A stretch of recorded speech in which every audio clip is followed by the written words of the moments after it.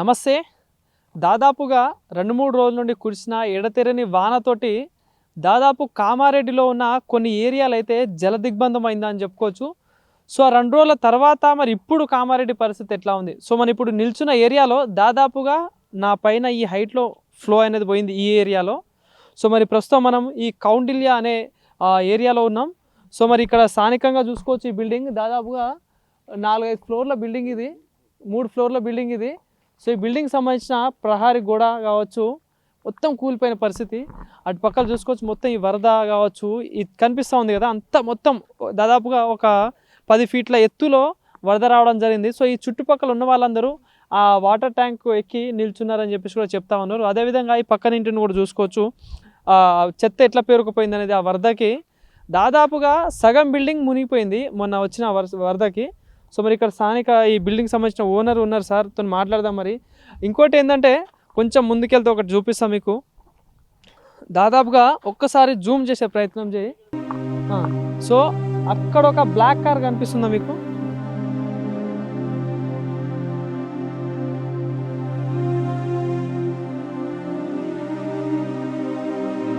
ఆ black car వచ్చేసి ఈ బిల్డింగ్లో నుండి కాంపౌండ్ వాల్ కూలిపోయి ఇక్కడ నుండి ఆ కార్ వెళ్ళిపోయిన పరిస్థితి. సో మరి ఇక్కడ పాపం వీళ్ళందరైతే చాలా బాధపడుతున్న పరిస్థితి.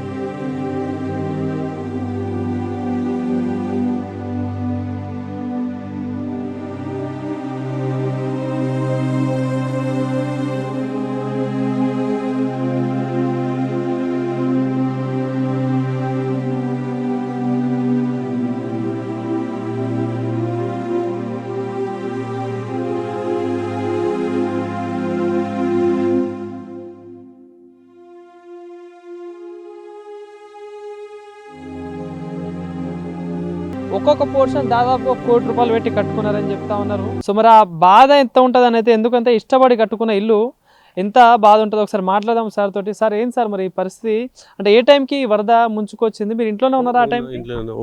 మొన్న ఉదయం 10 గంటల ప్రాంతంలో ఈ మోకాల మట్టు నీళ్ళు వచ్చినాయి. హాఫ్ అన్ అవర్ లోపల 11 వరకు కంప్లీట్ 8.5 ఫీట్ల ఎత్తుతోటి పోయినాయి. పోయి అక్కడ గోడ ఇక్కడ వలిపోయింది, అక్కడ కూడా వలిపోయింది. ఒక కారు ఒక 15 నిమిషాల కథం సందులోకి వెళ్ళి కొట్టుకోపోయి గోడ వలికి వెళ్ళకి కొట్టుకోపోయింది. అందరం ఇంట్లో ఉన్నాం. వాచ్మెన్ కింద ఆఫీస్ రూమ్ ఒకటి, వాచ్మెన్ గిట్ట మా 5%కి వచ్చాడు. ఇక్కడ అప్పుడు ఏదంటే కరోనాను తలపించి కరోనాను మరిపించేటంత విధ్వంసం జరిగింది ఇక్కడ.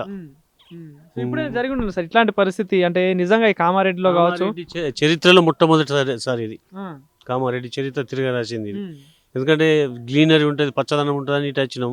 ఈ విపత్తు కారణంగా కోలుకోలేకుండా ఇప్పుడు మాది 3 ఫ్లోర్లు కాబట్టి ఓకే, ఇక్కడికి వెళ్ళి ఒక 500 మీటర్ల వరకు, ఇక్కడికి వెళ్ళి ఒక 500 మీటర్ల వరకు సింగిల్ ఫ్లోర్లు ఉన్నాయి. మళ్ళీ కొత్త జీవితం స్టార్ట్ చేయటం ఈ రోజు నుంచి. ఎందుకంటే బియ్యము బంచాలు ఇవి కూడా పనిచేయి అన్ని మళ్ళీ ఫ్రెష్, మళ్ళీ కొత్త సంసారం చాలు చేయవలసి వస్తుంది.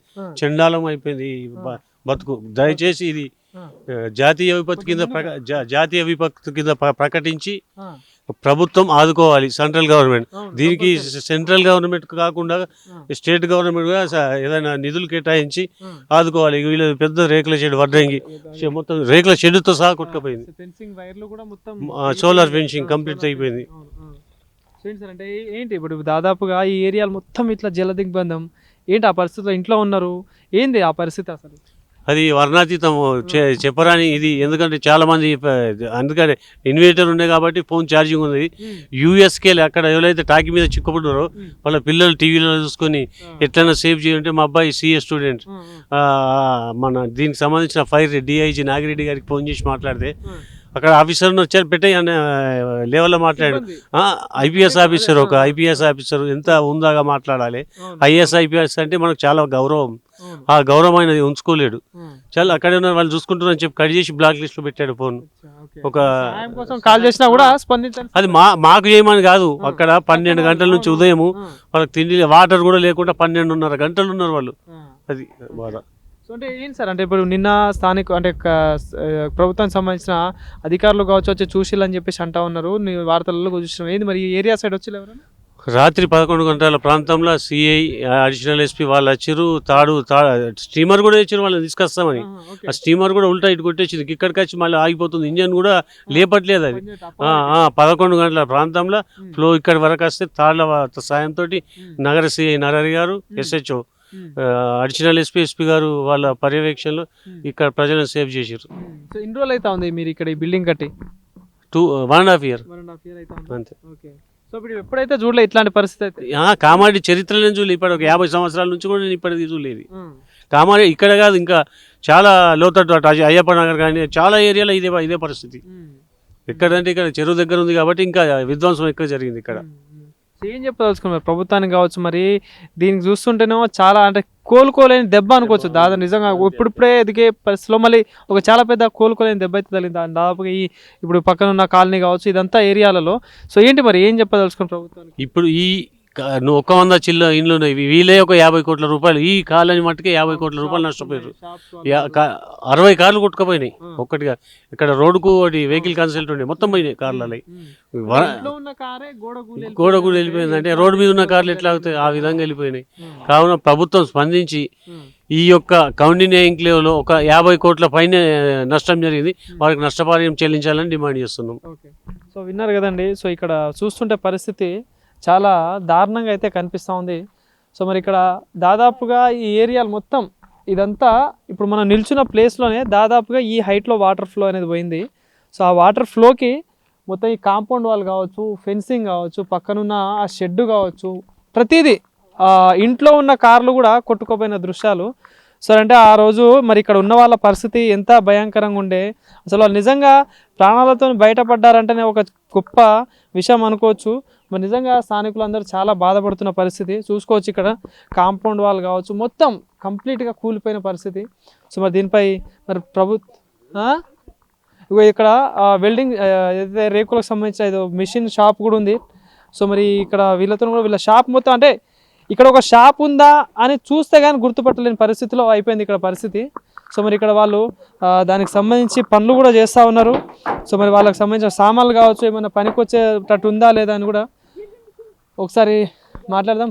ఏందంకుల్ ఇక్కడ ఏం చేస్తూ ఉన్నారు మీరు? కార్పెంటర్ షాప్ ఇట్లా మేము బతుకుదూరు గురించి వేసుకున్నాము పరంగా. ఇటు వాటర్ ఏరియా అటు అక్కడ డ్రైనేజీ తట్టుట్లా మొత్తం ఇదైపోతుంది. సంవత్సరం ఒకసారి ఇబ్బంది అవుతుంది. ఈసారి చేస్తామన్నారు, ఇంకా చేయలేరు ఇక్కడ. కాకపోతే ఇక్కడ ఇంత నష్టం అయితే మేము అనుకోలేదు. ఇక్కడ మీ షెడ్ ఉండేనా ఇక్కడ ఈ ప్లేస్ లో? ఈ ప్లేస్ లో షెడ్ ఉండే మా సొంత అడ్డని వేసుకున్నాము బతుకుదూరు నుంచి. మాకు ఇలాంటి నష్టం అయితే మేము అనుకోలేము, ఇట్లా వస్తాయని అనుకోలే. ఎప్పుడు తెలిసింది మరి ఇట్లా ఈ వరదలు వచ్చింది, షెడ్ అంతా కూలిపోయింది? మీరు ఇక్కడ ఉన్నారా అయింది ఆ టైంలో? ఆ టైంలో ఇంటికాడనే వర్షం, అక్కడ తాడవి గ్రామంలోనే వర్షాలు వచ్చినాయి. మాకు ఇక్కడ పక్క వాళ్ళు మా సిద్ధిరెడ్డి సారు, ఆలీలు, ఈ సారు, సార్ వాళ్ళు చెప్పట్లా ఇక్కడ గిరిగిట్లా అయిందంటే వచ్చి చూసుకున్నాం. అట్లా ఎంత ఖర్చు అయింది వేసుకోవడానికి కావచ్చు? ఇక్కడ సామాన్లు ఏమేమి ఉండే అసలు? 1,50,000 రేకులకు షెడ్కి అయినాయి. ఇదంతా ఫ్లోరింగ్ చేసేందుకు 50,000 అయినాయి. 2 లక్షలు 50,000 కట్టే పోయింది నీ బాటల్. గట్లా ఇందిరం బిల్డింగ్ వచ్చి పట్టుకున్నాము. ఏదో బతుకుదామని తిరుగుదామనుకుంటే ఒక రూపాయి చూస్తే జాబ్ భారం అయింది. ఏడ్చుకుందాం వద్దా అనే కూడా ఆలోచన లేదు ఇప్పుడు. అట్లా అయిపోయింది పరిస్థితి. మనం ఉంటే చూడాలి మీ అట్లా ప్రభుత్వాలు కూడా వచ్చిలా మరి ఎవడ నిన్న తిరిగిల్లటగా చాలా మంది. ఇప్పుడు సీఎం ఏరియల్ సర్వే చేసిండు, అదేవిధంగా మంత్రి సీతకు వచ్చిందని చెప్పేసి అంటా ఉన్నారు.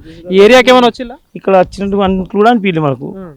గట్లా మరి అంటే నేను రాలేదు, నేను చూడలేను. మరి ఇక్కడ వచ్చింది, ఇతరులు చూడవచ్చు ఇక్కడ ఏరియా వాళ్ళు అట్లా. ప్రభుత్వం ఏం న్యాయం కోరుతున్నావు? ఏమైనా చేయాలనుకుంటున్నారా? చేస్తే ఇక్కడ న్యాయం వరద నీళ్ళు రాకుండా చేస్తే ఇక్కడ షెడ్ వేసుకుని ఉంటాము. ఇక ఇక్కడ ఎప్పటిలెక్క ఉంటుందంటే వెళ్ళిపోతాం ఇక్కడికి వెళ్ళి, అంతే కదా. ఇక మరి అంతకన్నా నష్టం ఎవరు ఇస్తారు? రూపాయి రూపాయి ఇప్పుడు ఈ దినంలో ఆసరా ఉన్నది. కొంత ఇచ్చిన ఆసరా. ఆసరా. అంటే ఎందుకంటే అది ఇప్పుడు చూసి ఇప్పటికే బాధల్లో ఉన్న వాళ్ళకి ఎంతో భరోసా ఇచ్చినట్టు. వాళ్ళు చూసి ఆలోచించుకొని ఇస్తంటే ఇయ్యని అట్లా అనేది అట్లా. సో ఇక్కడ చూసుకోవచ్చు పక్కన బిల్డింగ్.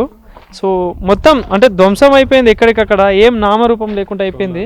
సో మొత్తం ఈ పరారి గోడ కావచ్చు మొత్తం ఒక నిజంగా చెప్పాలంటే ఒక విధ్వంసం లాగానే అనిపిస్తూ ఉంది.